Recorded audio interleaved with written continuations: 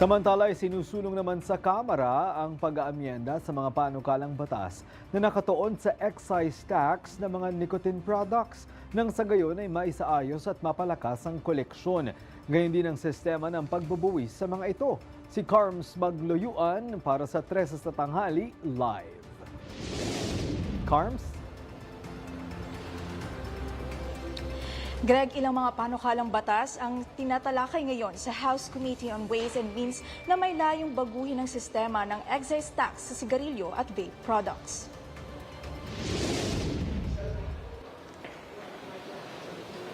Sa pagsisimula ng committee hearing, tinukoy sa komite ang mga inihaing House Bills tulad na lang ng House Bills 5212, 2618 at 5207.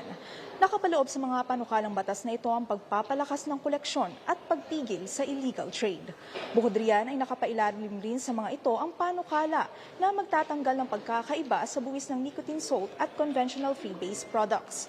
Layo ng mga panukalang ito na maiwasan ng tax leakages, supuin ang smuggling, protektahan ng consumers laban sa produktong may hindi magandang madudulot sa kalusugan at tiyakin ang sapat na pondo para sa mga programang pangkalusugan ng pamahalaan. Gayunman, may ilang panukala rin na nagsusulong ng mas mababang buwis sa vapor products alinsunod sa harm reduction strategy na nagsasabing maaaring mas mababa ang panganib nito kumpara sa tradisyonal na sigarilyo. Greg, hanggang ngayon ay tuloy-tuloy pa rin ang pagdinig ng komite ng sa gayon ay masilip pa nila ang mga loopholes at mas maging epektibo ang pagsasabatas sa mga ito.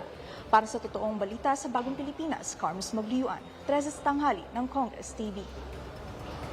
Carms, pahabol lang, nabanggit ba dun sa pagdinig kung magkano yung ipapataw na tax o kung itutuloy ang vape tax unification?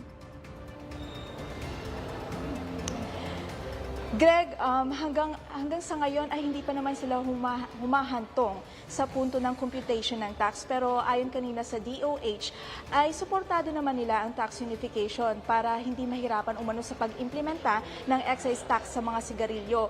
Ngunit hindi umano nila gugustuhin na babaan ng threshold ng tax dahil ayaw nilang maengganyo ang publiko na bumili ng nicotine products na makakasama sa kanilang kalusugan. Greg.